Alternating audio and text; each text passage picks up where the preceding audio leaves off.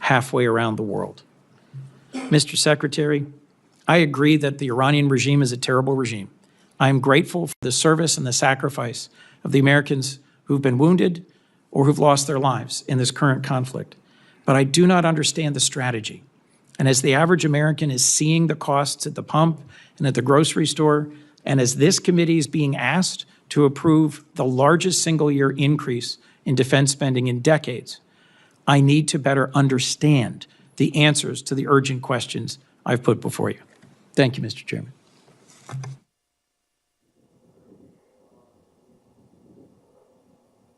Yes, sir. Chairman McConnell.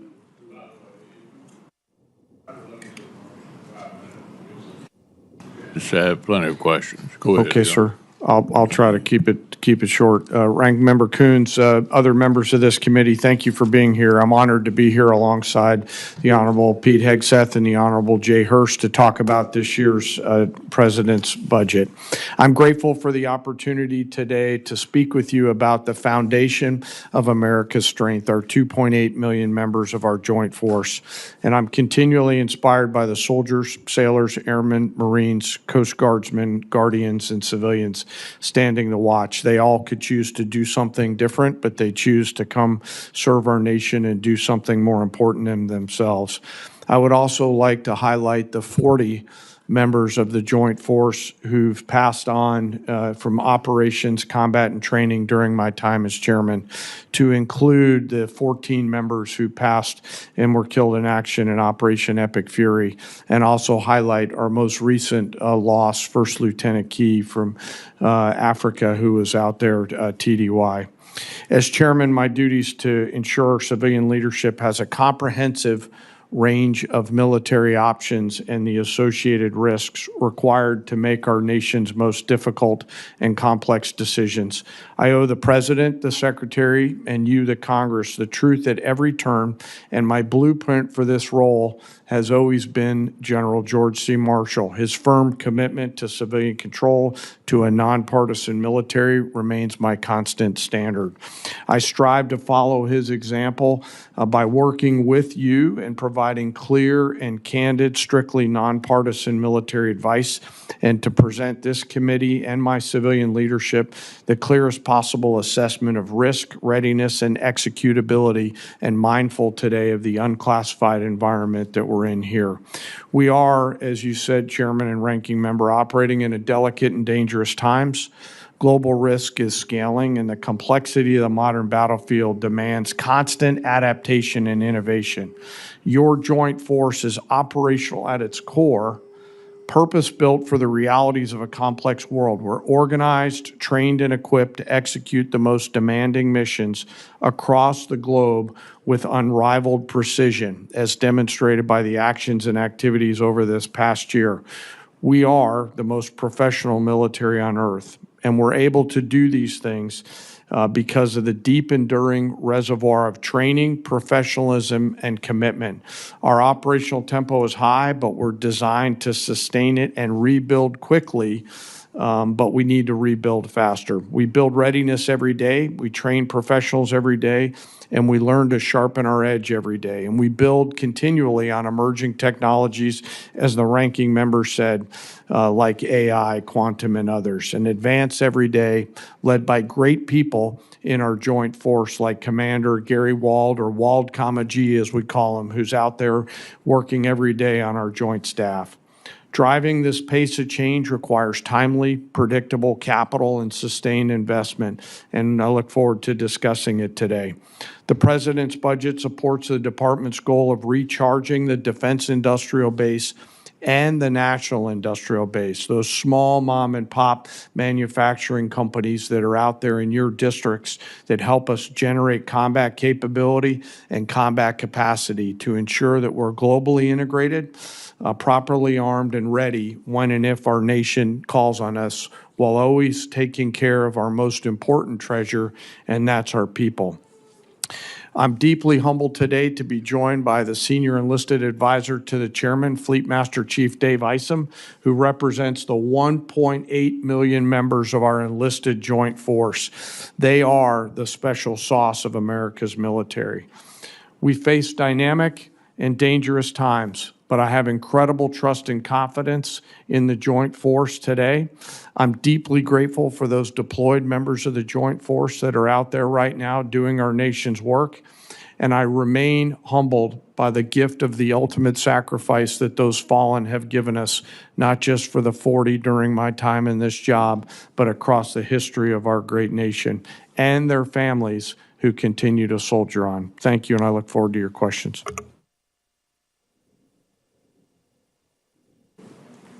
Thank you, Mr. Chairman, Ranking Member, members of the committee. Thank you for the opportunity to testify in support of President Trump's historic $1.5 trillion 2027 budget for the Department of War. The President's budget request reflects the urgency of the moment, addressing both the deferred maintenance of longstanding problems as well as positioning our forces for current and future fights. I'm honored to be joined alongside the Chairman of the Joint Chiefs and Jay Hurst. The Iranian-American community is against this illegal war, and if you accept and if you approve this budget, you will complicit in the war crime of this administration.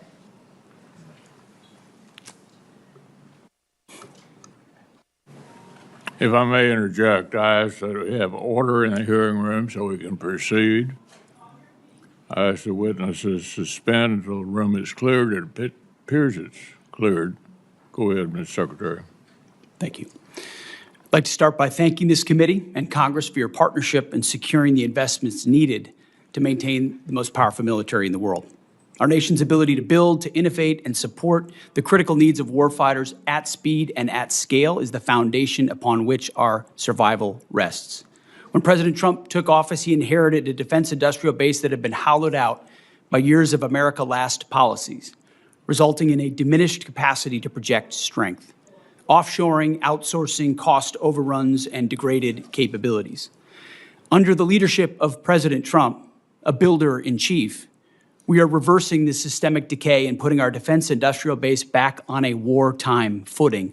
Urgency informs everything that we do.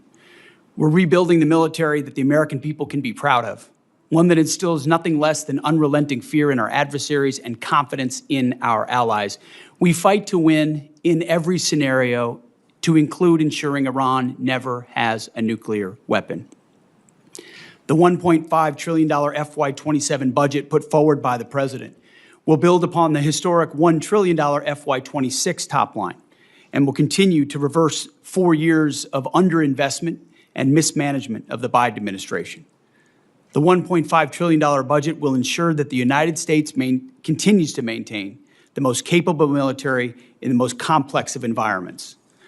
Not to mention, however, that this budget also includes a historic troop pay increase, 7%, that builds on the pay increases that Congress has given in previous years. And the budget eliminates all poor or failing barracks. Quality of life for our troops is front and center in this budget. By supercharging our industrial capacity and transforming how the department does business, we are restoring American commercial dominance at a pace unseen in generations, transforming the defense industrial base from the broken, slow-moving systems of the past. We have flipped Pentagon acquisition processes from a bureaucratic model to a business model, decisively moving from an acquisitions environment paralyzed by bureaucratic red tape to an outcome-driven organization focused on delivering the most for taxpayers. Over the past year, through historic multi-year procurement agreements, smart business deals, we have sent an unambiguous demand signal to our industry partners, large and small, to build more and build faster. The result has been a surge, a revitalization of our great American factories and a massive reinvestment in the skilled American workers who serve as the industrial muscle behind our warriors. I'll provide a brief overview of what's been accomplished on that front in just a few months. These are announced new facilities and investments in support of American warfighters. The department has helped stimulate more than 250 private investment deals in 39 states and 180 cities in 150 companies, not just the big primes, worth more than $50 billion. This has resulted in 280 new or expanded facilities and more than 18 million new square feet of American manufacturing, 70,000 new jobs. These $50 billion in investments in new plants, new assembly lines, and new factories are private investments, not taxpayer dollars. By completely transforming our department's business model, American companies, private companies, are investing in their own factories with their own money, a historic demonstration of American manufacturing and defense revitalization, all with their capital, not Uncle Sam's. This has not been done before and is long overdue. It's from a bureaucratic model to a business model. These investments equal great things for American families and American workers and help ensure that we can defend the American dream, all American made.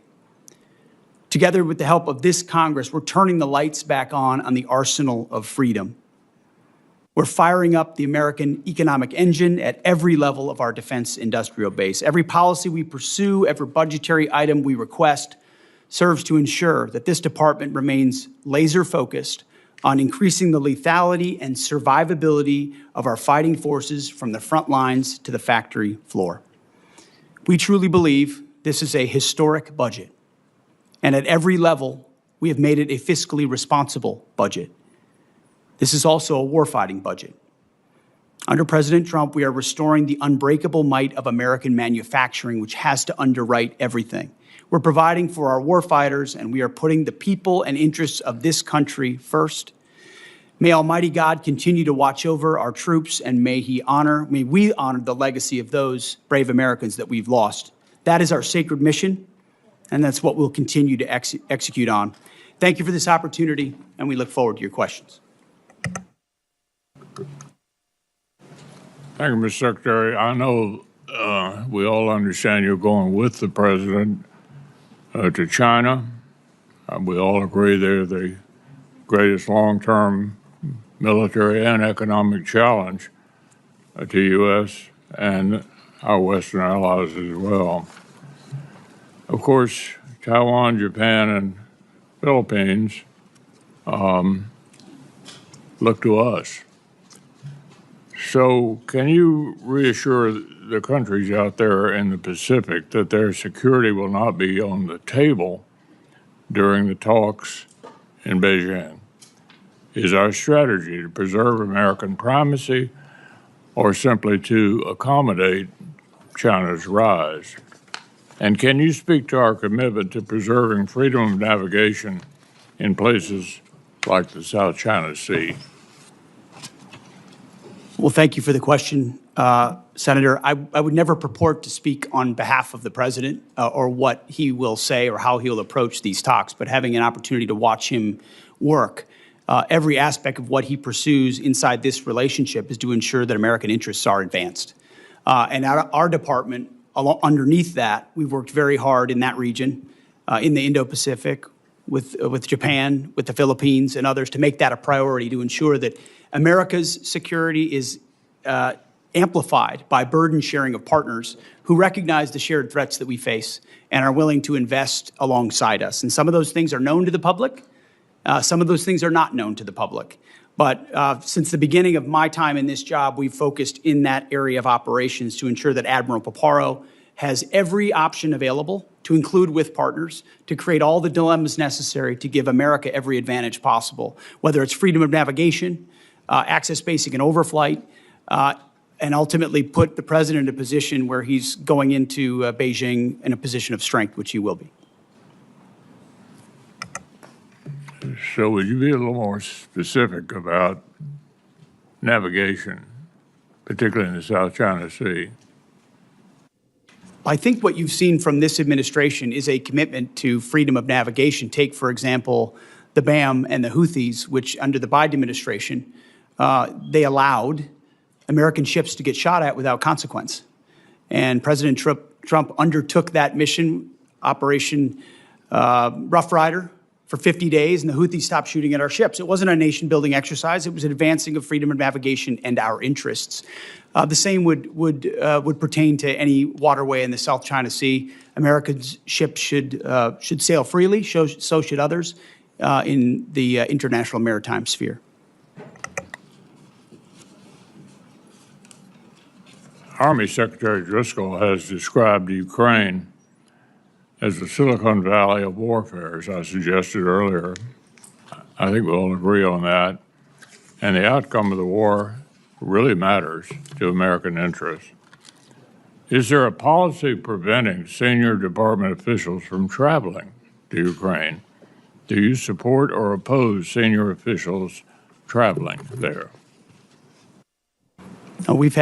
Senator, we've had many senior officials travel there, and we learn a great deal. In fact, I've personally approved additional personnel there to learn from that drone battlefield, both on offense and defense, to ensure that we're learning every possible lesson from that conflict and incorporating it in real time into how we defend and we go on offense in an era where drone dominance is required. And that's why this budget spends so much on drone dominance.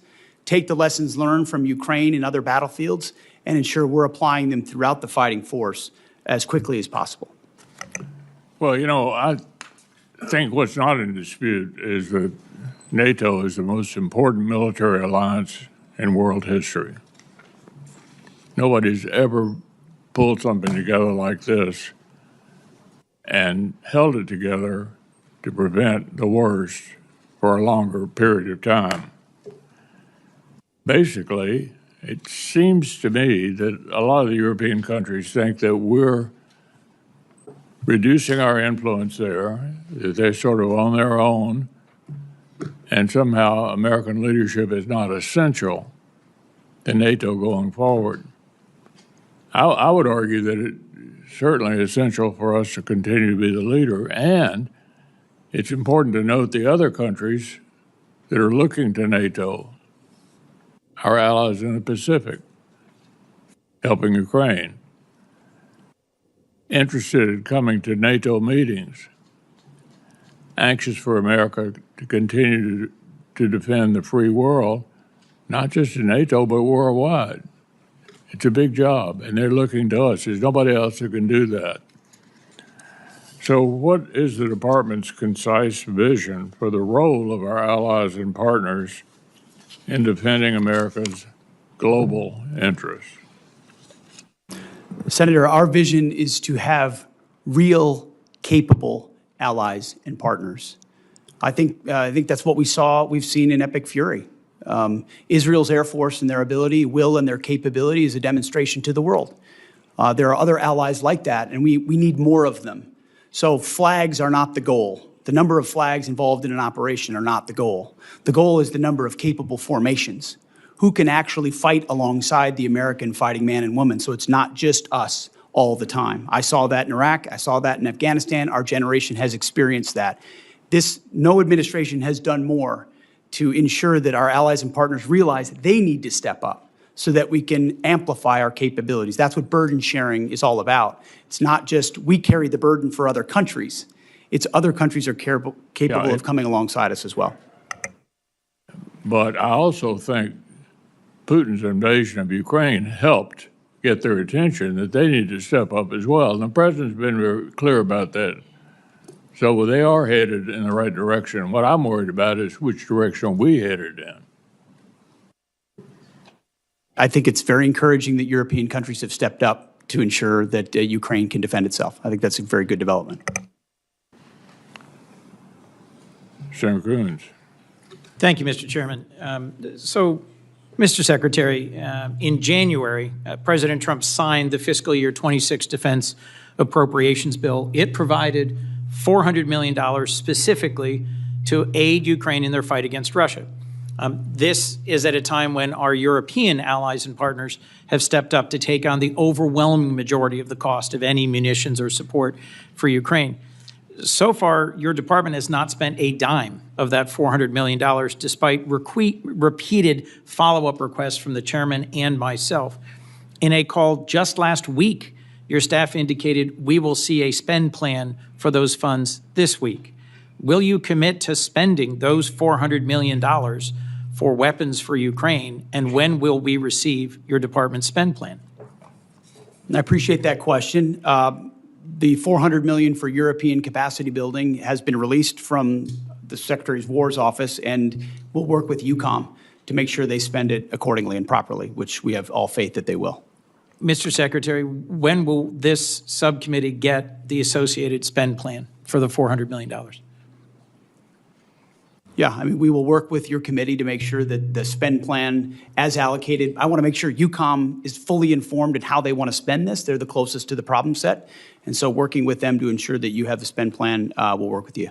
Mr. Secretary, thank you, but it's May, and this has been the law since January, and you or your representatives have been asked this repeatedly on a bipartisan basis by members of this committee, and I think dragging our feet on this small investment in Ukraine's defense sends exactly the wrong signal to Putin at a time when the contest for freedom has its front lines in Ukraine.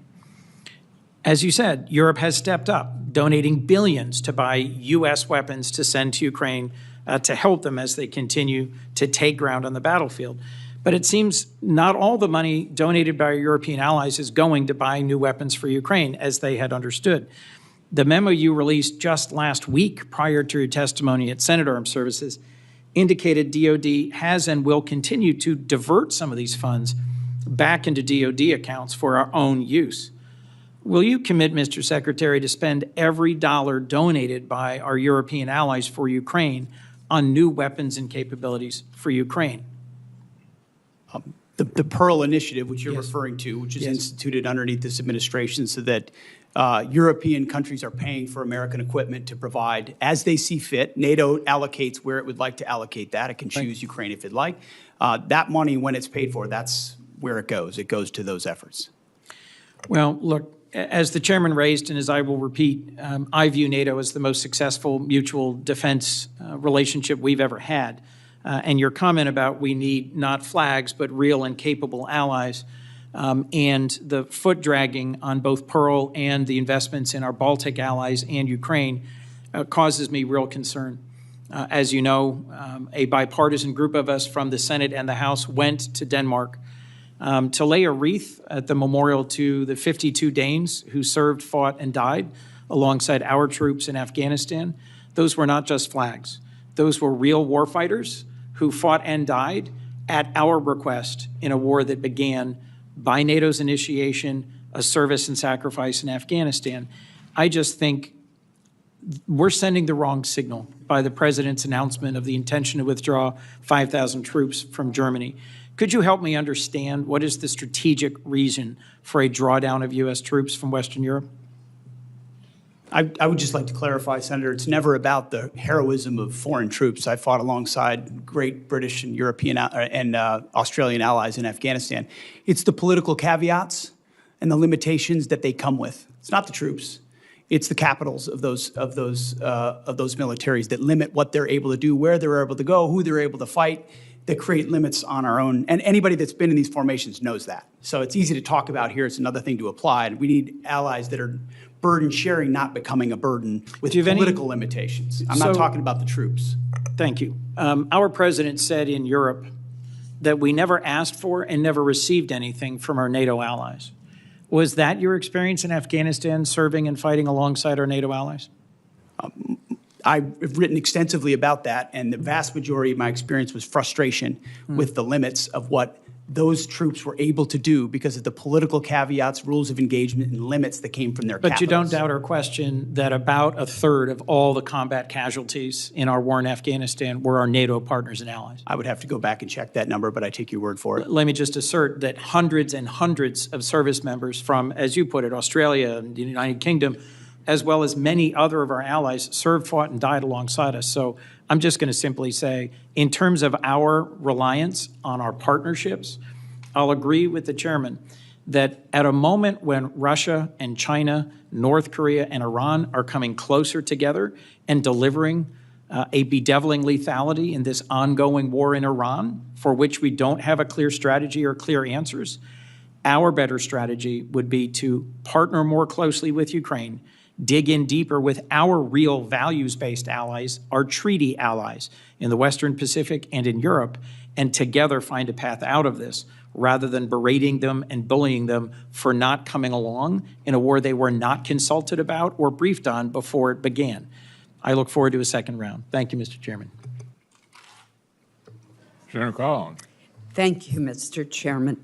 General Kane, when the Department of War was planning its operations in Iran, did you anticipate the closure of the Strait of Hormuz and the resulting impact on oil supplies for many countries, including here in the United States, where we've seen gas, diesel, and home heating oil prices go up? I ask this question because there's historic precedent, obviously, during the Iraq-Iran war. Tankers were fired upon in the Strait. Senator, thanks for the question. As always, we have an incredible staff over at the Pentagon and down at USCENTCOM. And we always look at the range of military branches and sequels. I won't comment on any particular one because that gets to whatever advice I may or may not have given to the president, and I do that in private. But you should rest assured, as should the American people, that we cover and consider the full range of things all the time in our careful consideration of military actions and the advice and/or options that we present our civilian leaders. It seems to me that there's been a different plan almost daily with dealing with this problem, which is why I ask. Mr. Secretary, let me start by thanking you for visiting Bath Iron Works in the state of Maine. The workers were very pleased to greet you and hear your encouragement and praise. The Aegis destroyers play such a critical role in our national security, from intercepting Iranian missiles to supporting combat operations around the globe. While visiting Bath Iron Works, you correctly described the DDG destroyers as the workhorse of the fleet and emphasized maxing out on DDGs sends a message to the world. I was also delighted that you noted that Bath built is best built, a slogan of which we're very proud.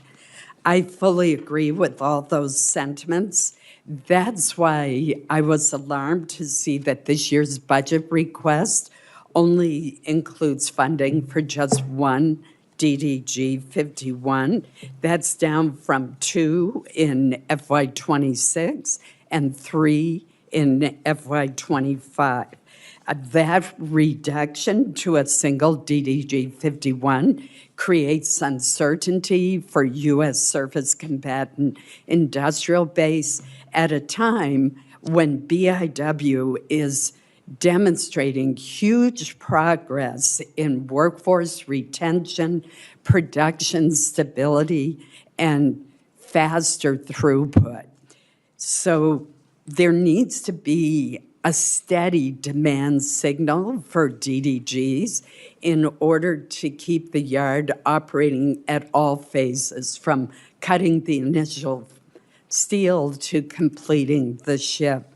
So I'm puzzled by why only one DDG is requested and concerned about what that will mean as far as maintaining that workflow.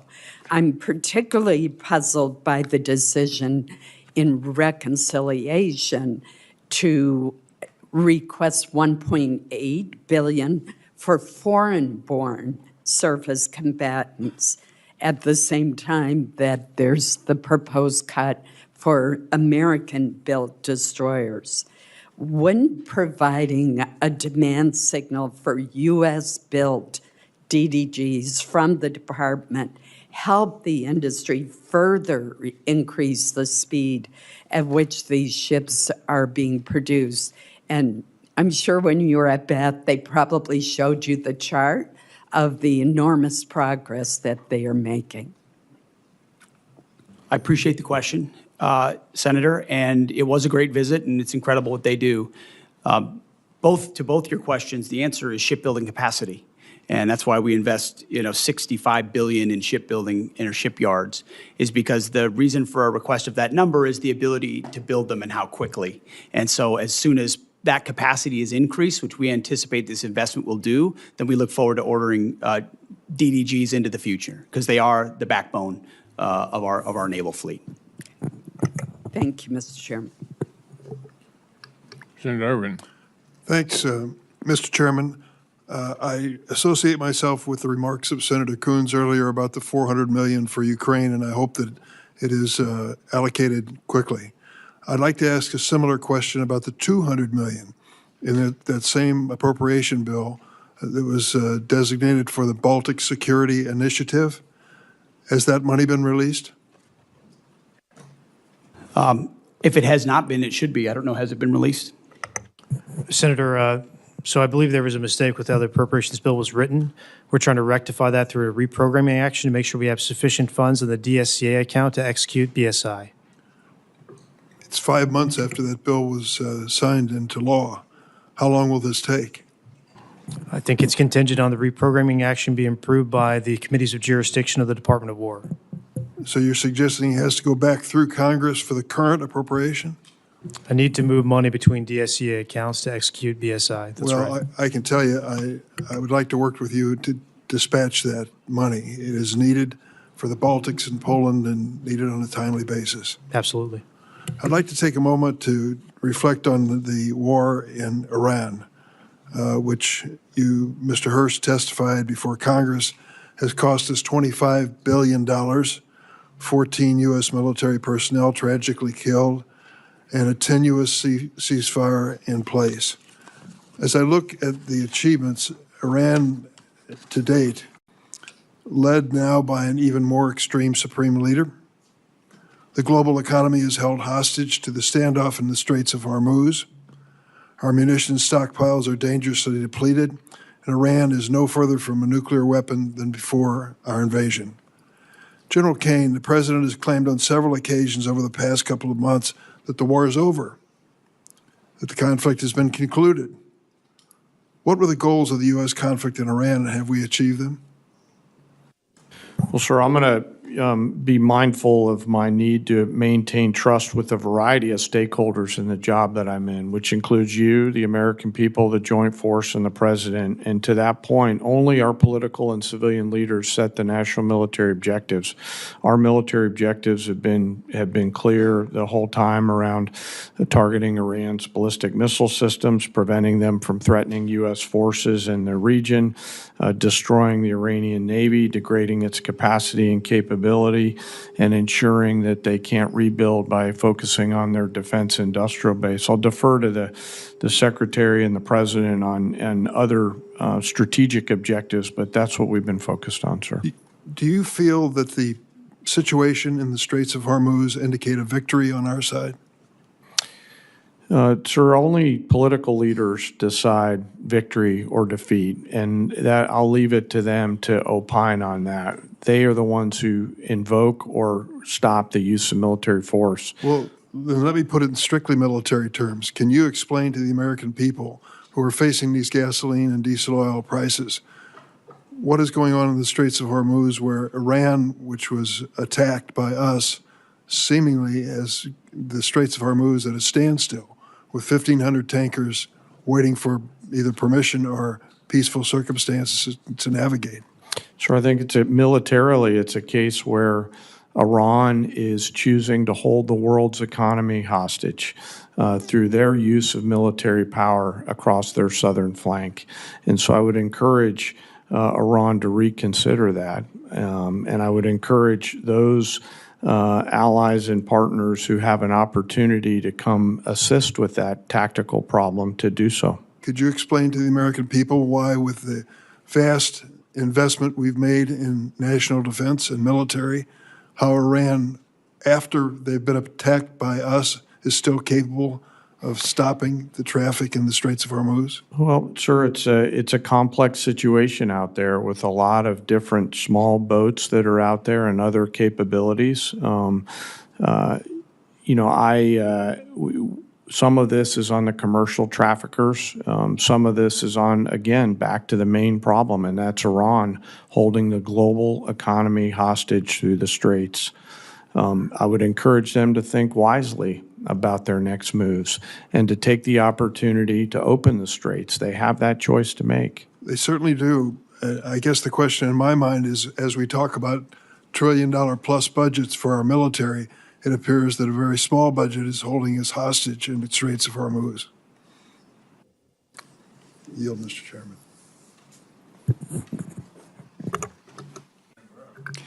Thank you. I just want to start off with saying that these military operations against Iran have been spectacular. In a matter of months, we have degraded the largest state sponsor of terrorism beyond what I thought was possible, probably more to come. Ms. Secretary, 900 pounds of 60% enriched uranium, do we all agree that's what Iran has buried somewhere? In this format, some of that should be classified, so I wouldn't comment on the exact amount of anything. Okay, well, it's just pretty well known. They brag about it. Is it possible they could have 60% highly enriched uranium without them cheating in the past? We know in every context of what Iran has undertaken, they've lied and cheated. The answer is no. Everything that Obama and Biden did was designed to keep it to a civilian nuclear program. There is no way in hell they can have 60% highly enriched uranium unless they cheat. So everything y'all did failed. And you want to criticize? You failed. You allowed Iran to be a threshold nuclear nation. Everything you did failed. Missiles, Diego Garcia. Did they shoot missiles at Diego Garcia, General Kane, the Iranians?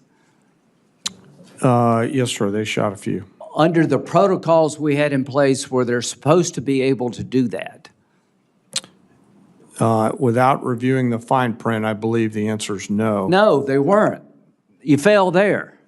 You failed to stop Iran from being a nuclear threshold nation. You failed to stop Iran from having missiles that could go thousands of miles. Why should we listen to you? Bottom line here, China. Does China buy 90% of Iranian oil, Ms. Secretary?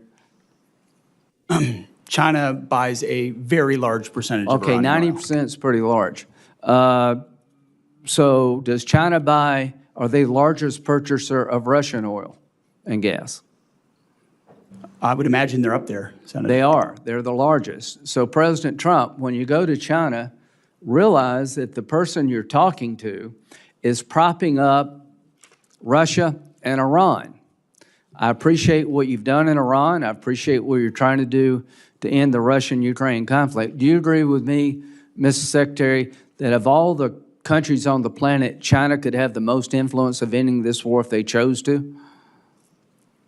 I think the most influence is in President Trump's hands and what he decides to do, and he'll set the terms what of how if this. China stopped But buying? ultimately, China has a lot of leverage. You're right. Yeah, they did. What if they stopped buying 90% of oil from Iran?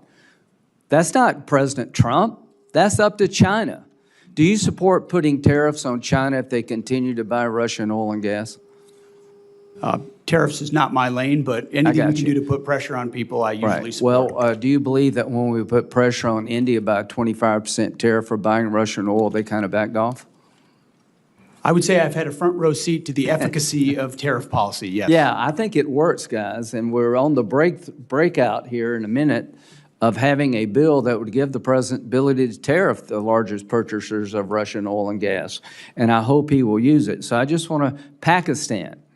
Are you aware of reports that Pakistan are allowing their bases to be used to park Iranian aircraft, General Kane?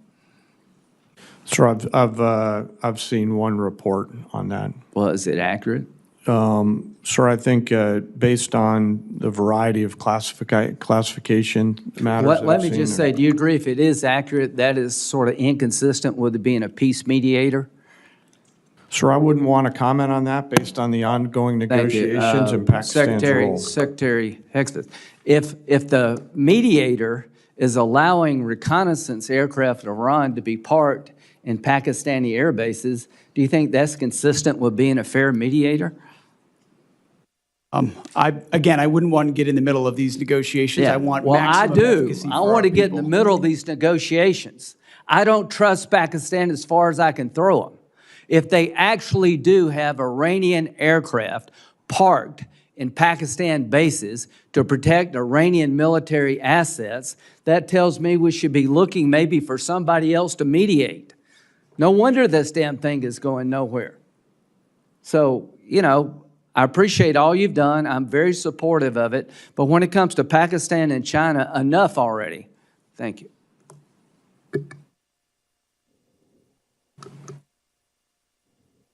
Thank you very much, Mr. Chairman. Thank you, gentlemen, for being here today.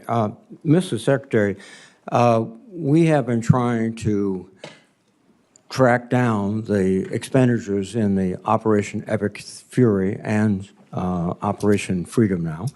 And we've sent letters, and we've got very few responses. We've been sending the letters since March 10th.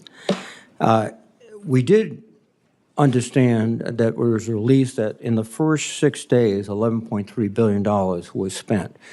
And then recently, we were told $25 billion was spent. Today, I think the number is $29 billion.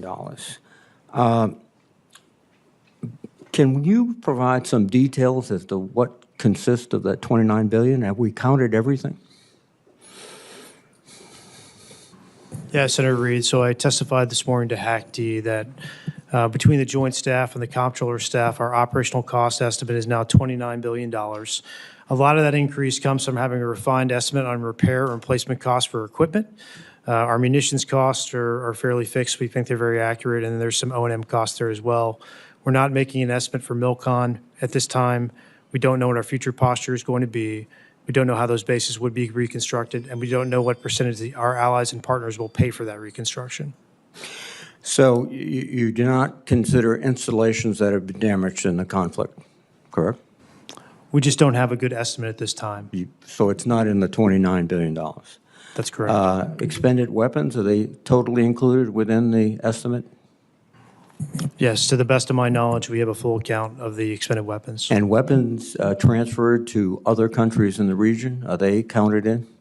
I would want to double check to make sure we have that accurately. Please. I mean,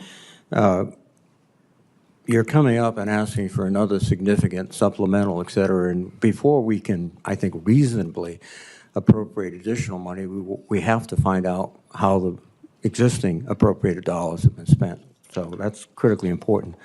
And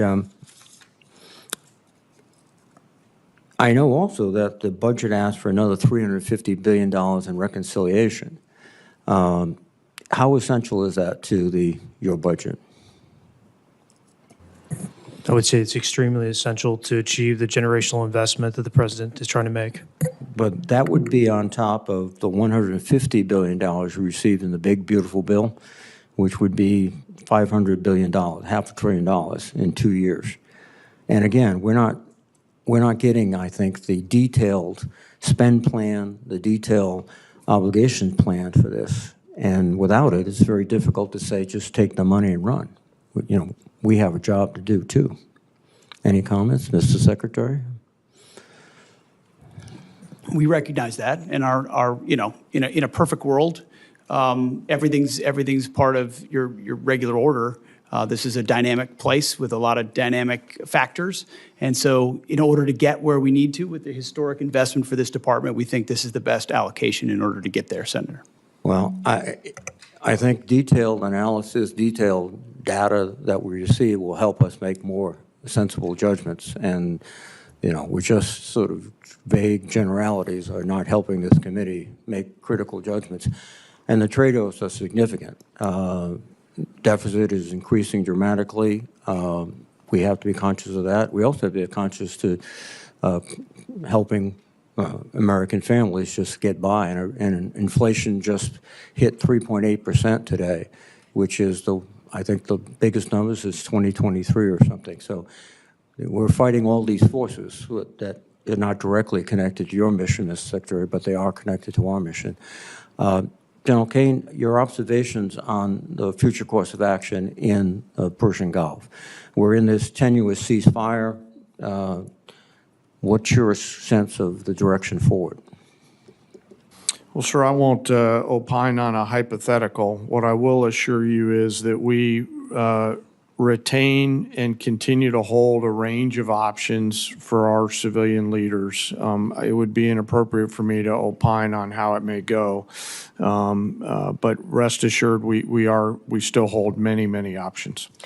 Have you been surprised by the resistance of the Iranians? Sir, as a warfighter, I always assume an enemy's going to resist, and the job of the joint force is to win at the time and place of our nation's choosing. So I always assume an enemy's going to fight, and I find that's the best pathway. I think so too, and you communicated that to the President as you advised him before the decision was made? Sir, as I've said respectfully before, I won't comment on my private conversations with the President in order to make sure that I maintain trust with him and with you and the American people and the joint force. That's a principled response. Thank you very much. Thank you, sir. Senator Moran. Chairman, thank you. Secretary Hegseth, welcome. I just returned Friday from a visit to China. And one of the things that is seemingly clear to me is that Taiwan remains at the forefront of the Chinese efforts, next steps in what they want to accomplish. And we have commitments, I guess, to defend Taiwan. You can explain that to me as you choose. What I would like to highlight is while Taiwan is still at the forefront, at least in the minds of the Chinese, the United States is seeing the Russian invasion of Ukraine, in which we're yet to some degree still involved. We're having deterrence in the Indo-Pacific in regard to China. We're conducting operations in the Middle East. All of that has drawn strategic capabilities from the joint force. One of the things I think we can do to augment our joint force is strong allied relationships, partnerships with others. Given the current threat environment that we are in and the scale of the global demands upon the United States, can you speak to how the Department views the role of allies and partners in sustaining our global posture? And does the defense budget recognize, reflect the needs to strengthen allied integration and maintain credible unified deterrence? Senator, I appreciate the question, and I think foundational to it is a recognition that countries closest to the problem set should be most invested in ensuring that they can deter that adversary, which is why we want European capabilities to increase to deter Russian aggression. When you look at the Indo-Pacific, it's been a focus of our department since the day I showed up, whether it's ASEAN or Shangri-La or traveling to the region, going to South Korea, going to Japan, going to the Philippines, having them to our building to build out those relationships in a very real operational way. It's not about what we can sign. It's about what contingencies and dilemmas can we create for adversaries who may seek to expand their sphere of influence, whether it's militarily or economically or through pressure. And so I think while we've been involved in a lot of efforts around the world, through the President's leadership, we've reestablished deterrence. The world knows that America's word means something, from Maduro to the Houthis to Midnight Hammer to Epic Fury. When the President says you can't have a nuclear weapon, he means it. When the President says you're an indicted individual, he means it. Everybody sees that, including in the Indo-Pacific. And when you do that, plus build out your alliances, not based on talk, but based on capabilities, access, spacing, and overflight, training, interoperability in discrete ways, I think all the right people pay attention to that and see it, and that's been the focus in the Indo-Pacific for us for a while. And the budget request reflects those circumstance that you just described. Very much so. I would say Admiral Poparo, his request, his line items, his input was front and center in the build of FY27 to ensure allies and partners are considered. Yes, sir. Secretary Hegseth, let me change the topic. I worked closely with Senator Cruz to introduce and secure the unanimous Senate passage of the Rotor Act That was an airplane that originated from Kansas that saw the death of 67 people near Reagan Airport. The department in December the 17th, released a statement in support of the Rotor Act.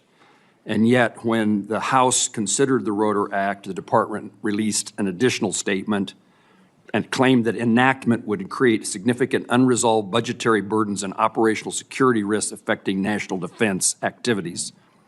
Can you explain what happened between the first statement and the second statement that caused there to be a different reaction? And I ask this because it's still very important to me that the Rotor Act or something very similar to the Rotor Act is enacted into law. And apparently for it to be passed, it needs to be something that the Department of Defense is supportive of. So what is it that changed between the initial statement, the second statement, so that we can bring this legislative endeavor to fruition? Well, I appreciate your attention to what occurred there. We've taken it seriously from the beginning. We recognize the need for the requisite oversight. It was an earnest change. The department didn't think that the changes that we had asked for were incorporated properly into the bill, and as a result, we came out and opposed it. But we look forward to an iteration of that bill to get passed because we think it's important that it happen. So if I can paraphrase in my words so I understand what you're telling me, it isn't that something changed, it was that what you asked for didn't get enacted in the Rotor Act before it passed the Senate? Correct. We think some changes that need to be made were not made to the bill, and as a result, we changed our position, but we look forward to supporting something in the future. Yes. In my 15 seconds left, General Kane, could I ask you to visit with me momentarily after the hearing so that I can raise a topic with you and have you point me in the direction of where I can find an answer? Of course, sir. Thank you. Senator Murray. Thank you very much, Mr. Chairman. Mr. Secretary, the war in Iran has not only cost 13 American service member lives, it is also costing American taxpayers dearly. Tens of billions of dollars and counting, and that's money that could be helping people perhaps get health care. But instead, we're paying for bombs dropped in a war that American people overwhelmingly oppose. Now, earlier this morning, I know that your team testified Trump's war with Iran cost $29 billion so far. That is $29 billion blown on a war of choice, and that's what it would have cost, actually, to save the ACA tax credits. But as my colleagues have already stated, what is concerning as well is it seems quite clear that that cost estimate is suspiciously low. Now, your acting comptroller suggested that damage to U.S. facilities was not factored into that figure. It is clear that there has been extensive damage to American military assets. New reporting from the Washington Post and others indicates that Iran has hit at least 228 structures or pieces of equipment at U.S. military sites. Can you tell us what the cost of damage done to U.S. facilities is because of this war? Well, I think Jay covered pretty clearly what we can or cannot share, but I would simply respond that, and I think it's an important point, considering what the president is undertaking, is what is the cost of Iran obtaining a nuclear weapon? And the fact that this president's been willing to make a historic and courageous choice to confront that, it comes with cost, and we recognize that. I understand what your honor judgment that, is. We have a judgment as well, and I'm asking if you can tell us, and at what point you can tell us what the cost of damage done to U.S. facilities is because of this war. Yeah, ma'am, thanks for the question. So for future posture in the Middle East, we don't know what that's going to look like. We don't know how we're going to design these bases. The damage to date, you do not have any cost estimate on it at all. For the military construction, I don't have a cost estimate to provide you at this time. Well, when will we get that? Again, it depends on what the future posture is, how we decide to construct those bases. To date, you know what has happened to date. We can't get that number, and that is a real concern to us. Our job is to appropriate dollars, and we're just told it's coming, and we don't get it, so it's very hard to do our budgets. And right now, Mr. Secretary, people are paying $4, $5, even $6, $7 for gas, and American taxpayers are now on the hook as well for paying for this disastrous war. You're spending families' hard-earned tax dollars on a war that many strongly oppose, and you're forcing people to pay more at the pump, and yet you're not even providing a real breakdown for the cost of this war so far. We have no real details, you have indicated that, and yet now you want Congress to send you $1.5 trillion more. To me, that is unacceptable, and I hope our Republican colleagues will join us in not only rejecting that absurd request, but in insisting that the American people get the actual answers on how much money, their money, we are spending on this. Now, let me turn and say, Secretary Hegseth, the President has called Medicaid, Medicare, and child care little scams and said, quote, "We're fighting wars, we cannot take care of daycare." I'm just trying to understand that. Is it your position, since you're asking taxpayers for another $500 billion for the war, that American families should be forced to give up child care and health coverage so that you can have $1.5 trillion for this budget? Senator, that's not my department. I certainly support this, and I also support the President's efforts to find and remove fraud wherever possible in a general sense. I'm not talking and we do about that in our fraud. department as well. I'm at every step. not talking about fraud. I actually asked whether an American family should lose their health care or their child care to pay for this budget. That is literally what the President suggested. The President has proposed a historic $1.5 trillion budget that will defend the nation and confront threats like Iran, which previous presidents allowed to happen, as Senator Graham pointed out. Well, previous administrations said they wanted to take care of this opinion, problem, and they did not, and he's doing this it. committee, the question in front of the American people is, what are they being asked to give up for this $1.5 trillion? That's where I was talking about. And lastly, Mr. Secretary, your budget request cuts through Trump's ramblings and really, to me, makes the truth clear that you and the President don't value families as much as you value defense contractors. You want to increase the war budget. I meet Let me every finish. family at Dover. Okay, don't tell me we don't care about families. We sure do. Mr. And Secretary, we take care of them in every way we possibly can. I'm asking you about taxpayer dollars that everybody has. So when we've been to war before, we have asked people to do victory gardens. We've asked them to pay more. You are not doing that. You are asking for $1.5 trillion, which means something else has to be given up. That is what this committee is looking at. You want to increase the war budget for the next year by $500 billion. That is taxpayer money that could be used to feed families or build new affordable homes or wipe out some diseases completely or increase child investments 20 times over. But you are asking us to blow it all on war, and that's not even counting the money that you have spent bombing Iran or that you may still request in a separate supplemental. And to me, this budget wasn't even strategically crafted. $1.5 trillion is like the President decided that was the number and you all filled in the blanks. So what I'm here today to say is you asked for a massive laundry list of unnecessary spending. It's a huge payday for defense contractors, and you still don't even ask to give DOD civilian workers a pay raise. And to me, this is absurd. I know you do not care what I have to say. So let me quote you someone you might actually listen to. President Eisenhower. He said, "Every gun that is made, every warship launched, every rocket fired signifies in the final sense a theft from those who hunger and are not fed, those who are cold and not clothed. This world in arms is not spending money alone. It is spending the sweat of its laborers, the genius of its scientists, the hopes of its children." That is what this budget proposal is asking. It's going to leave Americans cold and hungry to fund Trump's war and make defense contractors a fortune. So that is why I hope this committee throws that in the trash and comes together with a budget that works for all American families. Thank you, Mr. Secretary. Thank you, Mr. Chairman. Senator Hoeven. First, I want to thank you, gentlemen, and all of our men and women in uniform for the incredible defense of our nation, what we're seeing really around the globe, and certainly in the Gulf right now. The professionalism, the capability of our men and women in uniform is frankly beyond belief. It's just amazing. And we need to say thank you to those men and women and their families every single day. It's really something. My first question is, Mr. Secretary in General, is there a way to secure the Strait of Hormuz before we fully resolve with the conflict with Iran? Well, thank you for your statement up front about the troops, and we certainly feel the same way. They're the best of America and deserve the best from all of us. As it pertains to, I actually didn't get a chance to reply to Senator Durbin, who said that Iran was attacked by us. I would take issue with that. For 47 years, we've been attacked by Iran, and they've Right been on. lying to pursue a nuclear weapon, and Absolutely. President Trump had the courage to do something about it. I don't think enough has been stated about the blockade and the power of the blockade and the dilemma that our blockade creates for them.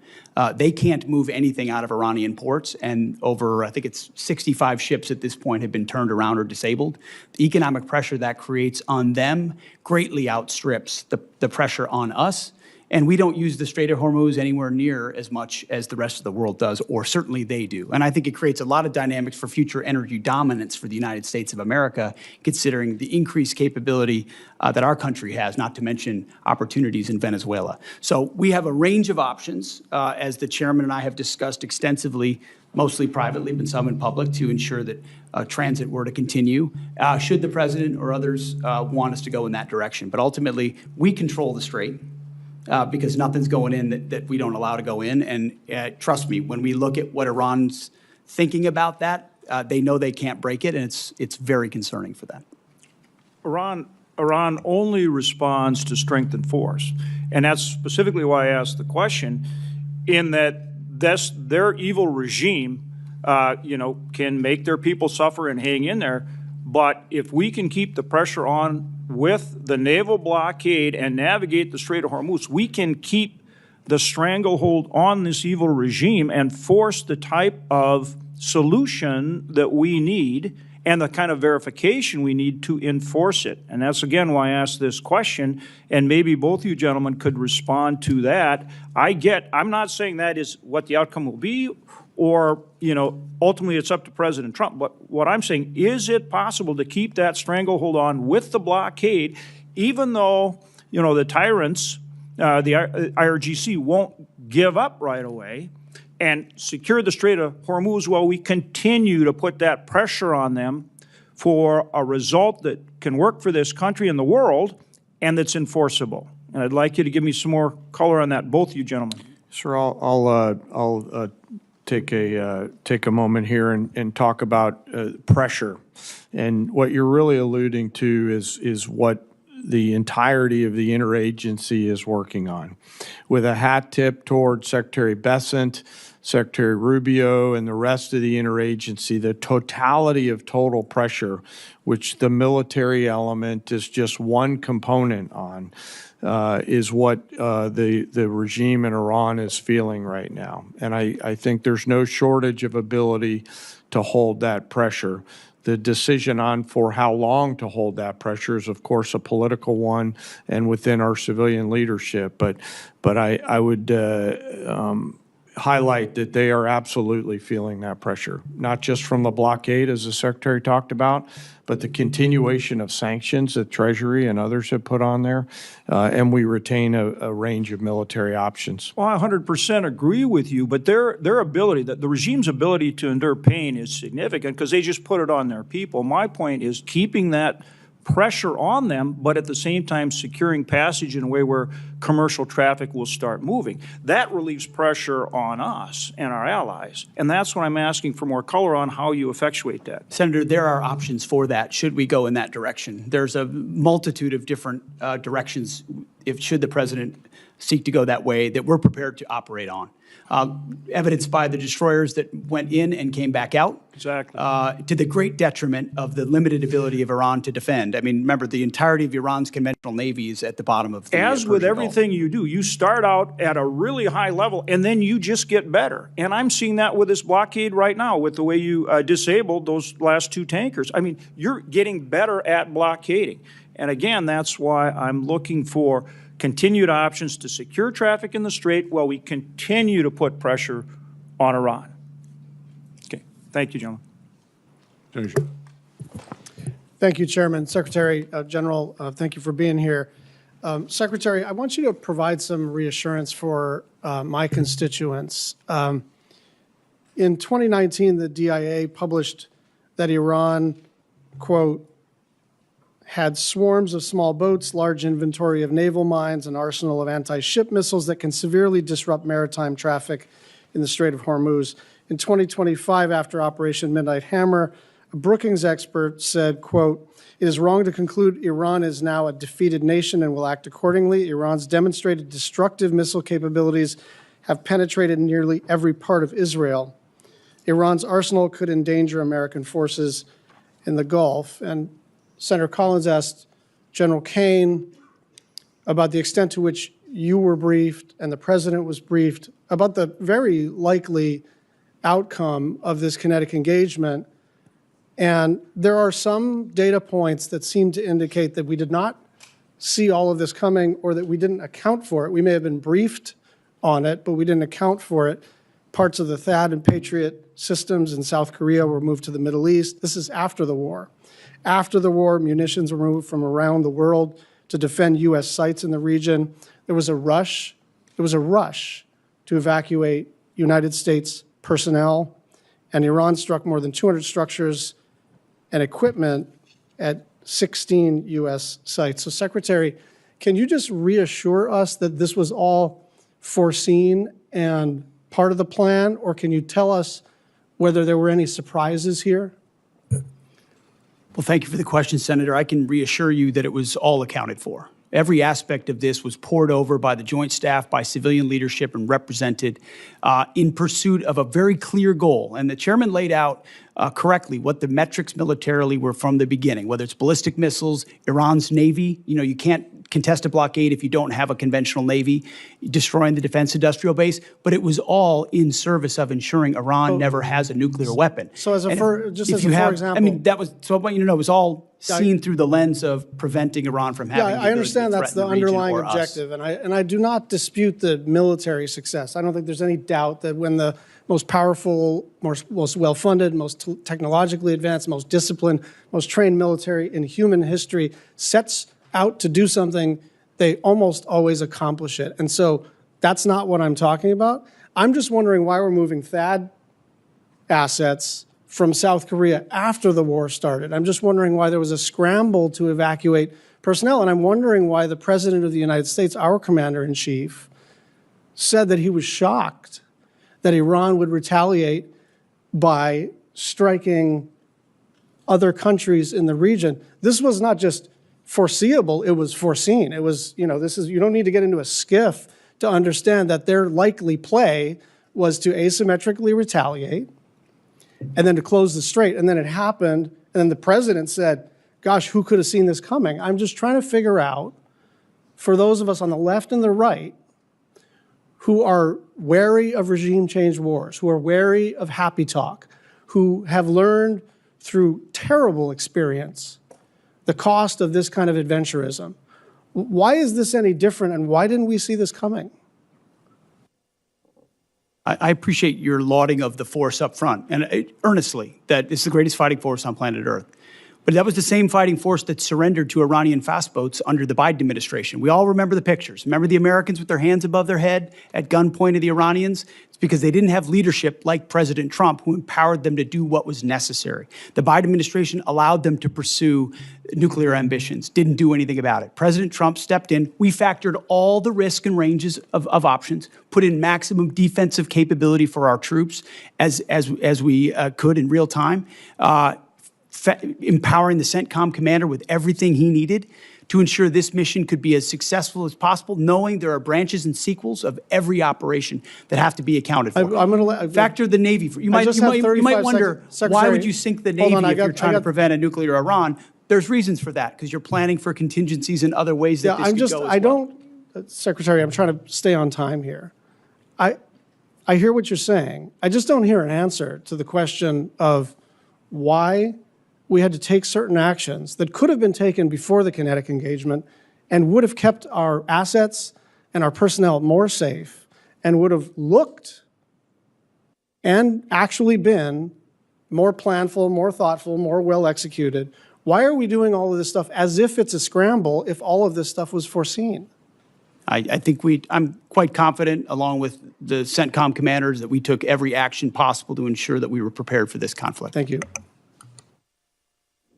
Thank you, Mr. Chairman. Mr. Secretary, gentlemen, thank you. I wanted to start off my questions with a focus on the reconciliation package. I know that it has not yet been introduced, but we're told $350 billion. Here's my concern, and I'm just going to be really direct. We've got a second reconciliation that we're going to be dealing with in these next few weeks regarding immigration enforcement, and we're halfway through a calendar year. A third reconciliation may or may not happen. I'm just being direct and upfront. I think certainly the focus will be to try to move us to that. But here's my concern.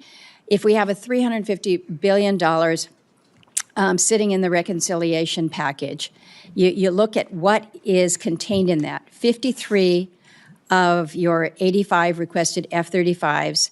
So I look at that and say, wow, if the reconciliation bill fails or doesn't advance, you drop below your own FY26 fighter procurement baseline. Over $53 billion for drone dominance. I think this is all something we support. Over $113 billion for munitions production and industrial base investment. There's other areas. So here's my question. I worry about us banking on a third reconciliation package. I know we don't want to engage in the speculative here, particularly if it's a negative, but I'm worried about the committee accepting a defense budget where effectively a quarter of it, including some of the bread and butter procurement requirements, depends on a third reconciliation package that may be an uphill climb. And so I don't know, Mr. Secretary, if you can kind of walk me through why I shouldn't be worried about this, why what is included in the base budget bill will be the good coverage that we need, and it is not necessarily dependent on an additive of the reconciliation. Senator, I appreciate that perspective and share your concern. That's why one of the main efforts, setting aside operations and everything we do in real time for the troops, is ensuring that both the base discretionary budget and reconciliation are passed so that President Trump's historic budget is realized.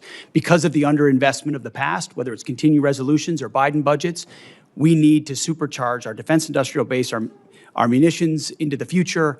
And so our entirety of our team and our department is running in the same direction to ensure that reconciliation as swiftly and as clearly and cooperatively as possible is passed alongside the base discretionary budget. Well, I understand that, but I just need you to understand our concern here, that you've got your base budget and then you have the reconciliation. I want to ask about the Iran authorization. No great secret around here. I have been talking about an authorization of use of military force. I understand that the administration has made clear that you believe that the actions taken thus far fall under the President's Article 2 authority. I think reasonable people have disagreed about the boundaries of presidential war powers for a long time. But the War Powers Resolution is pretty clear here. It requires the President to terminate hostilities within 60 days, absent congressional authorization. I think it's important that we in Congress actually assert our own role and responsibility to this. That 60-day clock expired April 28th. And then on the 1st, the administration sent letters to congressional leaders asserting that the hostilities has ended. But I think where there is confusion is when the President says hostilities have ended, we still have 15,000 troops that are forward deployed, more than 20 warships in an active naval blockade. CENTCOM has redirected 61 commercial vessels, disabled tankers. In other words, it doesn't appear that hostilities have ended. And so the question to you is whether or not the administration has considered or had intended to seek an authorization of use of military force from the Congress. Senator, our view is that should the President make the decision to recommence, that we would have all the authorities necessary to do so. Do you think that it would be helpful to the President if it was made clear that, in fact, the Congress did provide an AUMF? I think the president, our view is that he has all the authorities he needs under Article 2 to execute. Thank you, Mr. Chairman. Okay, here's where we are. The vote is about over. The secretary has to get with the president on the China trip. I'm going to ask Senator Murkowski to wrap up. And thank you all for being here. Baldwin, Shaheen, and Kennedy. Baldwin, Shaheen, and Kennedy still have questions. Wrap up after. Hold here.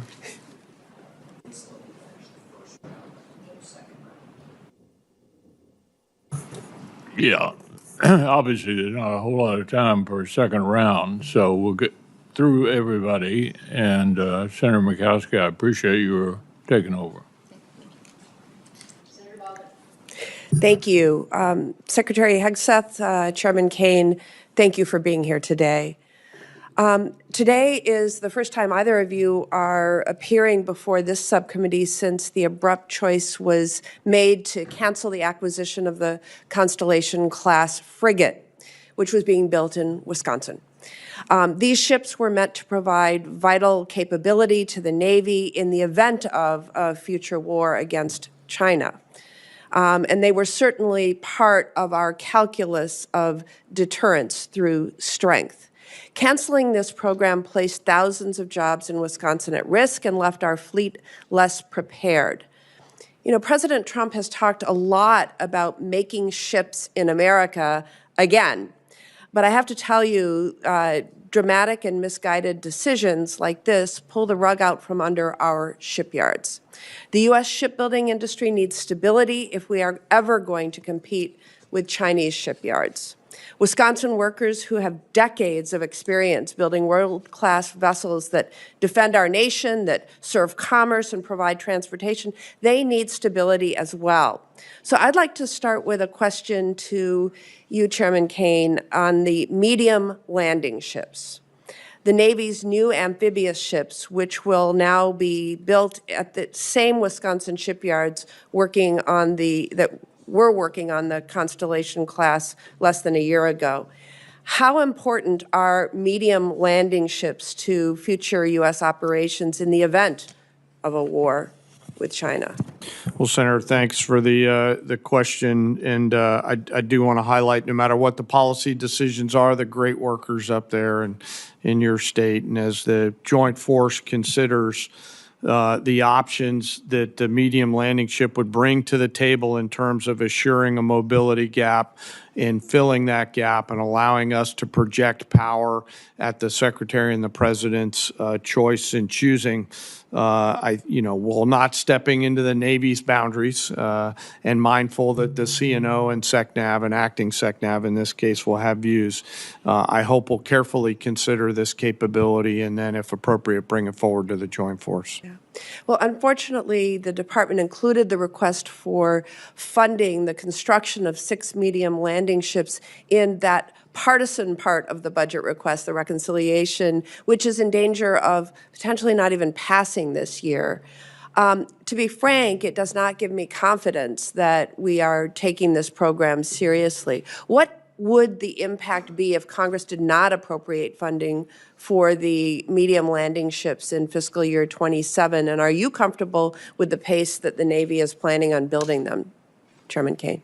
Well, I'll acknowledge that I think it was yesterday or the day before that they released their shipbuilding plan. And given all the things that I'm juggling in this job that I'm so lucky to have, I've not gone and done a deep dive. So I'd like to come back to you. Please do.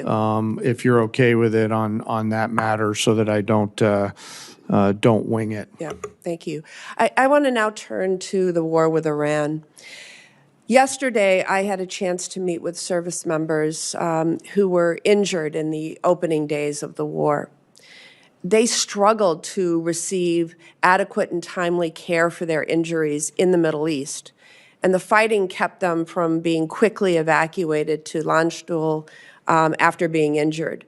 These service members have since been diagnosed with traumatic brain injury, but initially struggled to get properly evaluated or treated, in part because some of our military hospitals overseas and in the U.S. did not have the capacity for them. They had to wait for more than 3 weeks to receive the treatment they needed, and it seems clear to me that our military medical system was not prepared to treat those injured in this war. Secretary Hegseth, did DOD review our military health system's readiness to treat those injured in war with Iran, and did that impact your recommendation to begin Operation Epic Fury? Well, the view of the department was always to, as expeditiously as possible, move anyone injured that needed further care to Europe for that care, with the recognition that, thankfully, 90% of those that have been injured in Epic Fury have returned to duty. So most of those injuries have been minor enough that they return, but we always catalog if there could be future complications to ensure that they get care in the future. It seemed to me, from what I heard, that we weren't prepared in theater, we weren't prepared in Germany, and we weren't prepared immediately upon these soldiers' return to the U.S. Can you commit to ensuring that every service member, including my constituents, will receive necessary medical care after being injured in this war, and that the military health system is now prepared for any future casualties in this war? We have been, and we will continue to be.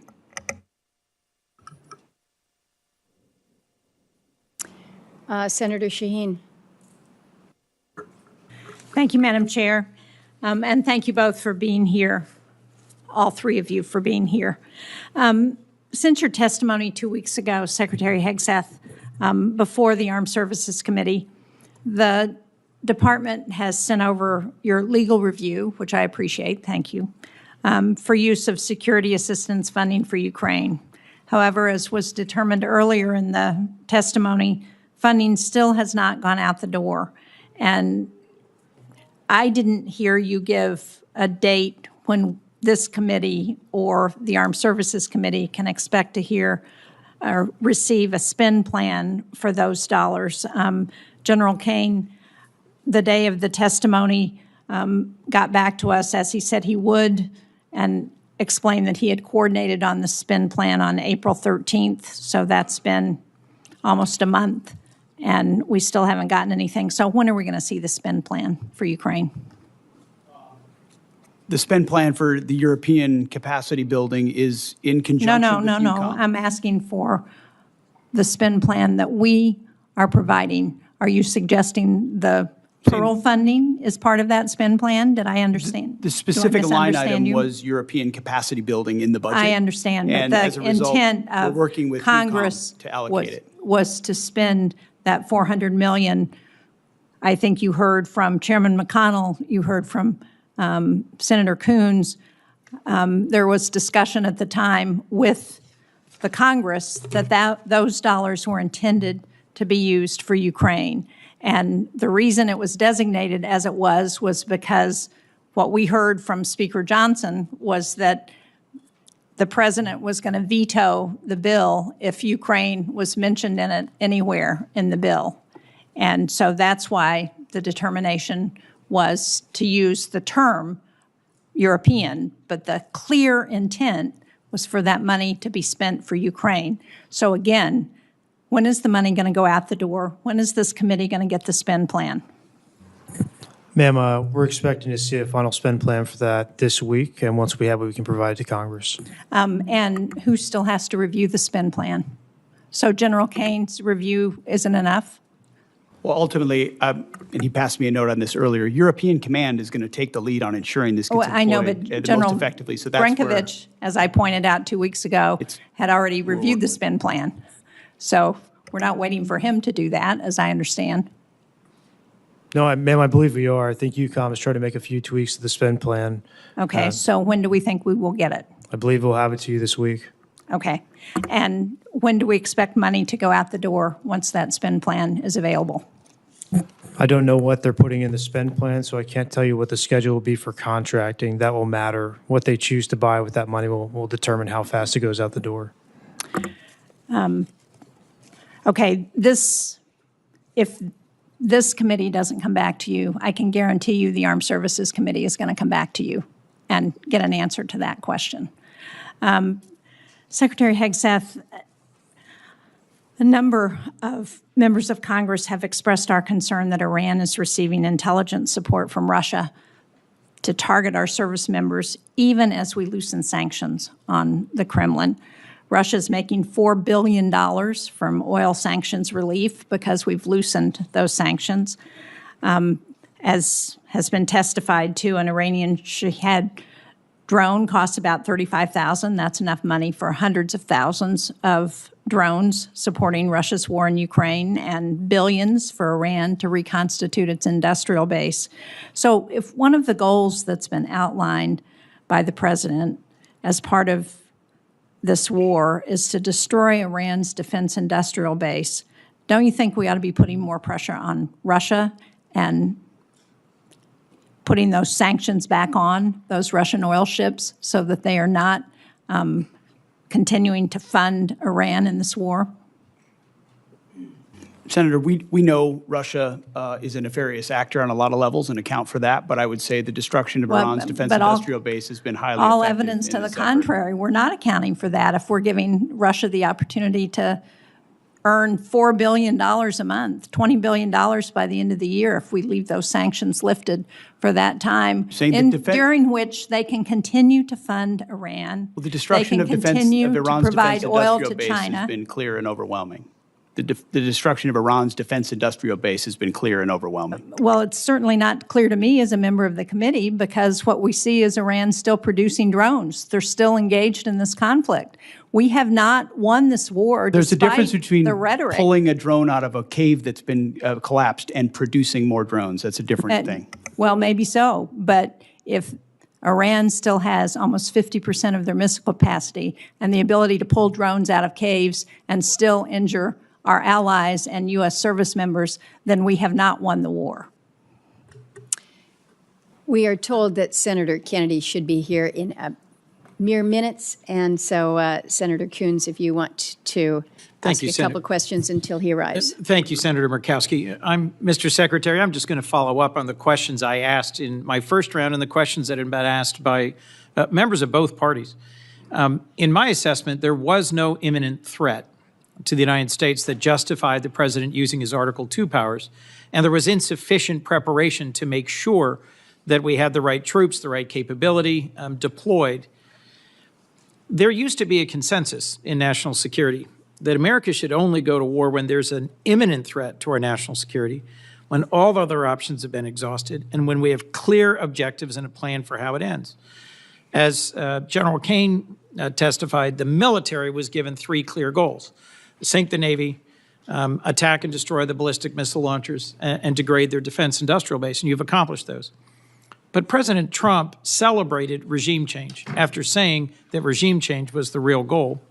And our NATO allies have delivered. They have allowed overflight. They have allowed projection of force despite not being consulted. You said just a few moments ago, Mr. Secretary, we control the strait. But it's clear that reopening the Strait of Hormuz for commercial traffic eludes us, in no small part because Iran retains a robust stockpile of cheap, lethal Shahed drones, and they are getting help from our adversaries in rebuilding them. What is your plan for reopening the Strait of Hormuz, Mr. Secretary? I would just note that the majority of your question was highly disingenuous and loaded with suggestions that I very much don't agree with. From the beginning, please feel free, sir, to pick any one of those From the things. beginning, we've been very clear about the military objectives and the underlying strategic objective, which is preventing Iran from getting a nuclear weapon. Yes. Take, for example, the fact that Iranians' conventional Navy, they had aircraft carriers with Shahed drones on them before this started. They had full-on destroyers and battleship capabilities, none of which they have anymore. And did the Iranian Navy have aircraft carriers? Iranian Navy had 3 drone aircraft carriers. The Iranian Navy had 11 launch submarines. Platforms for drones, sure. They had 11 submarines. And you've sunk all of the regular Navy. Great, good. They retain fast boat capabilities, which they've always had. We understand that, which we can control for and will. We've degraded almost completely their defense industrial base capabilities. The idea that they control anything, you can terrorize something, you can hold it at issue with piracy, as I've talked about at the Pentagon podium time and time again. Correct. That doesn't mean you control it. We control what goes in and out, and we control whether or not we have to restart conflict. The president does as well. Mr. So Secretary. we're the ones that will manage where this goes in the future, and they have very limited ability to set the tempo or respond to it, and that gives the president a lot of options to ensure that Iran never gets a nuclear weapon. The connection between their ability to close the Strait of Hormuz using fast boats and Shahed drones and our strategic goal, shared broadly, to prevent them from ever having a usable nuclear weapon is utterly unclear to me. And my question was, what's the plan for reopening the Strait of Hormuz to commercial traffic, given shared broadly skyrocketing but never prices? executed. Shared broadly but never executed because previous administration didn't have the willingness to actually do what it would take. And when Iran was at its weakest moments following the 12-day war, but still wanted the pursuit of a nuclear capability, President Trump made the courageous decision to go at their conventional umbrella and shield, which they were using to protect their nuclear program, which we knew came with threats and branches and sequels. My which we've concern, accounted Mr. for. Secretary, is that you've achieved a series of tactical successes, but are on the verge of a strategic loss because we are now negotiating. I just think it's so foolish. Here we are in a committee in the United States Senate, 74 days in, and you're talking about strategic loss. We have the ability to defeat a 47-year threat of a pursuit of a nuclear weapon. We have more leverage than we've ever had. We've had incredible battlefield successes, and you're talking about a strategic loss, cloaked in disingenuous questions. Mr. Secretary, this is how you undercut efforts that could otherwise and are otherwise I am being not very your effective. enemy, sir. I am not your adversary. I share your goal of preventing Iran from ever having a usable nuclear weapon. To finish my sentence, control of the Strait of Hormuz, the ability to degrade our partners and allies' gas and oil production capabilities through cheap drones, the ability to harass and harry commercial shipping remains in Iran's hands. And their demands are that we recognize sovereignty for them over the Strait of Hormuz, which I believe our president's rejected, you've rejected, I reject. But my question remains, how do we reopen the Strait of Hormuz to commercial shipping? If we control it, how do we reopen it? And your average American is seeing this at the gas pump every single day as the cost of gas continues to rise.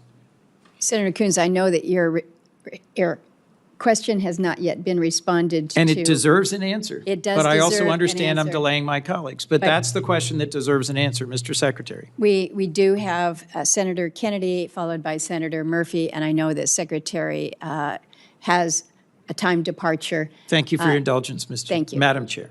Thank you. Mr. Secretary, welcome. Can we agree that if you took President Xi Jinping and turned him upside down and shook him, that the African country of Mauritius would fall out of his pocket? I don't know if we can, but I'd like to indulge you on that. Well, let me try it another way. Mauritius is good friends with China, is it not? I understand there's some level of a relationship there. Yeah. Yeah, like they're BFFs or whatever the young people call it.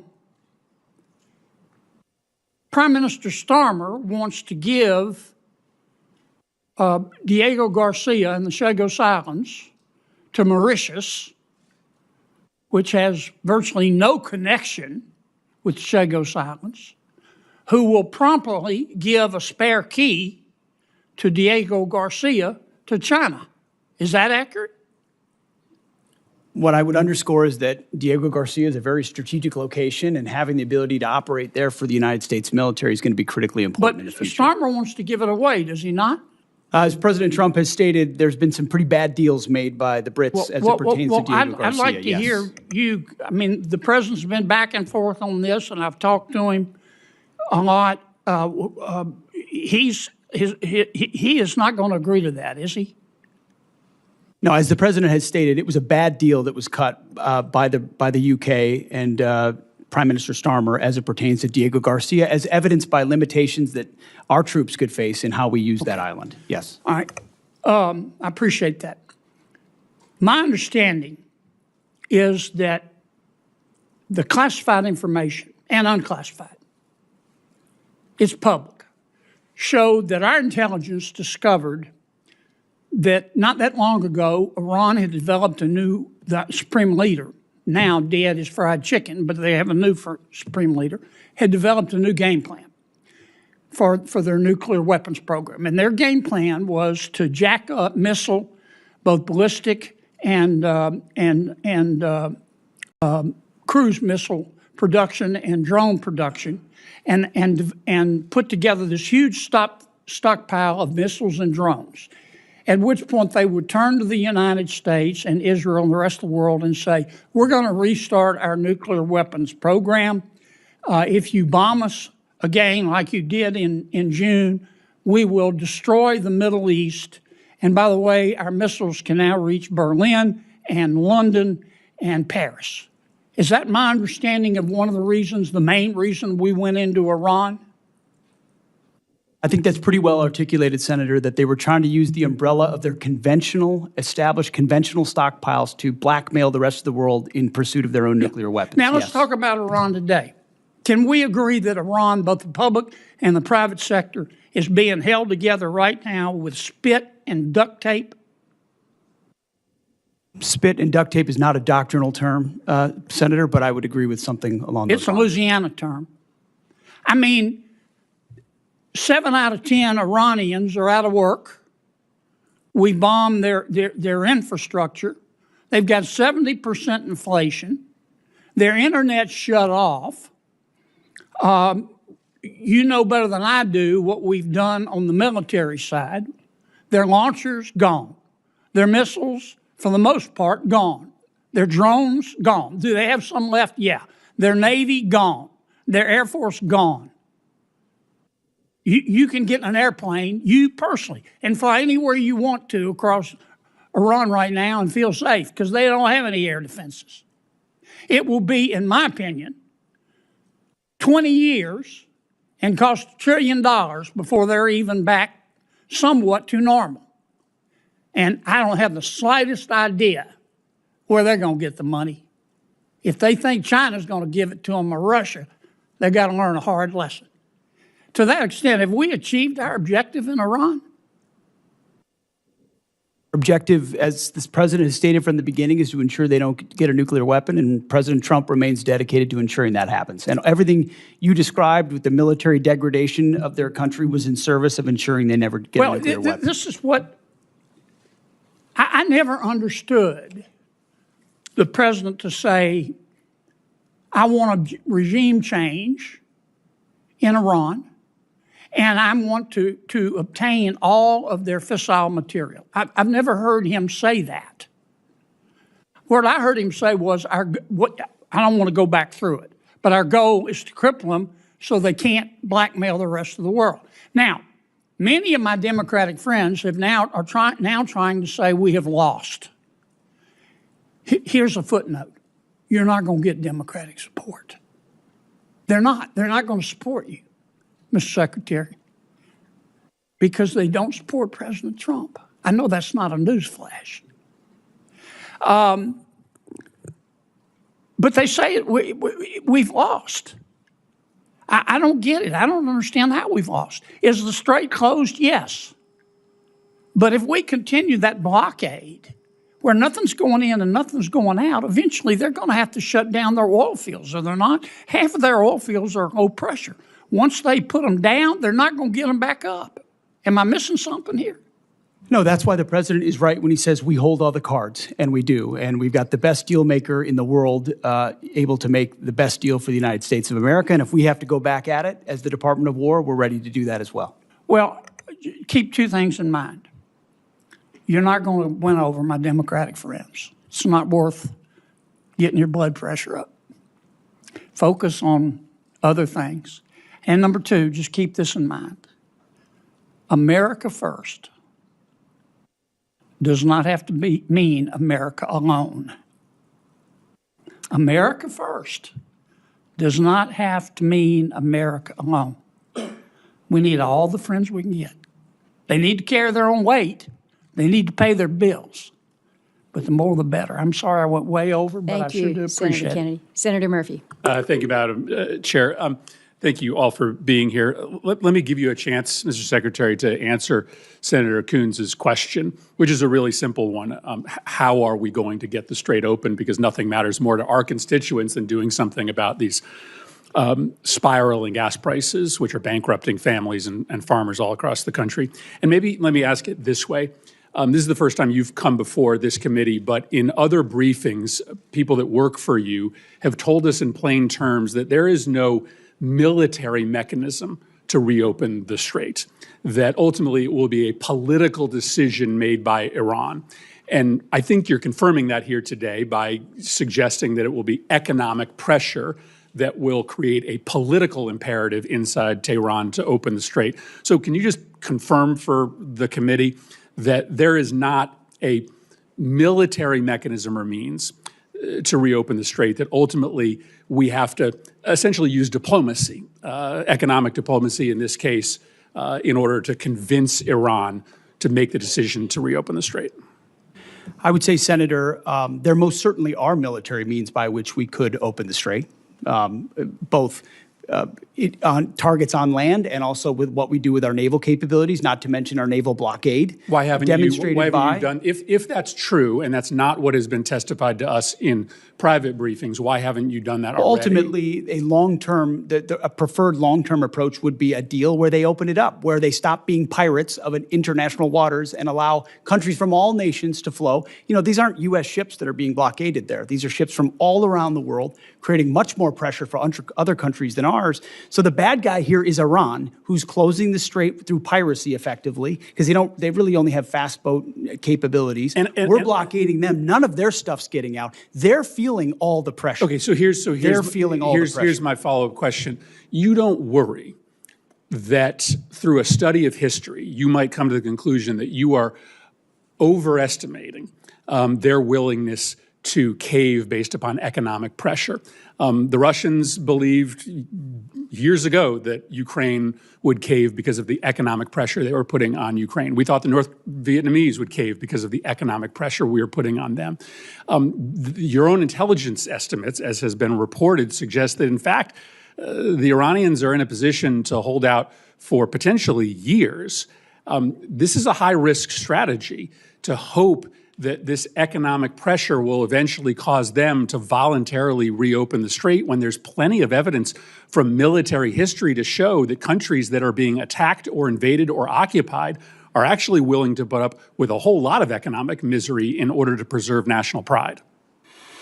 Well aware. We've looked at we understand all of those historical case studies, and it's not just economic pressure. There's military pressure, diplomatic pressure. We certainly have a lot more military pressure we can bring to bear if the president were to choose to do so.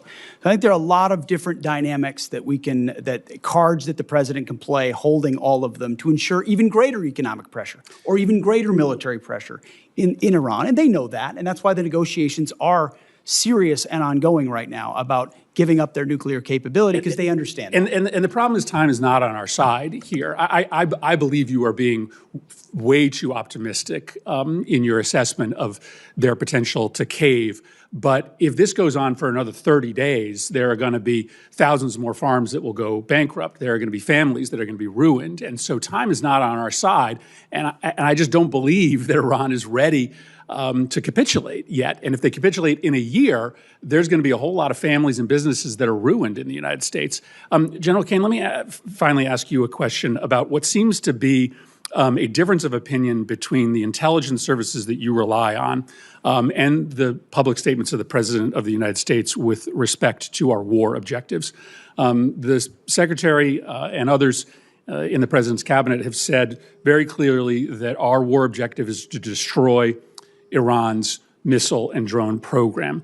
The president said just a week ago that Iran maybe had 18 to 19% of their missile capacity left. But there is public reporting suggesting that our intelligence agencies say that Iran still has 70% of their missile and drone capability, which would be a failure of our objectives if that were to be true. What can you tell us about the number of missiles and drones that they have left, and do you dispute that intelligence estimate? Sir, I'm not going to comment, with deep respect for the question, I'm not going to comment in this forum on what may or may not have been opined on by the IC, which would suggest a leak or a confirmation of any intel. So while I appreciate the question, I hope you'll also appreciate my not answering it. Well, then just give me the president said that 80% of Yeah, I'm not going to comment on BDA on either way, sir. Well, then how do we or the American public assess the success of the mission when you've stated publicly the purpose of the mission is to destroy their missile and drone capability? How do we assess whether we should continue funding this if you can't state? Well, I'm not going to answer what you guys in the Congress considers the decision criteria around continued funding or not. What I know is that I've not read the report that you're talking about. All of our battle damage assessment matters are classified, and it would be inappropriate for me to comment in this forum on that. And I appreciate the question, but I'm not going to answer it. Let me just put it to Secretary Hegseth. The president said that 80% of their missile capacity had been destroyed. This public report says it's only 30%. Can you give us an answer as to what the real number is? I mean, I would answer the same way as the chairman. Not talking to this committee about the damage assessment? Not validating leaked information that could be wrong or not wrong. Why would I validate what people may leak or not leak? This is not a classified setting. We don't talk about those things. And you like to talk about them on TV. We don't talk about them here.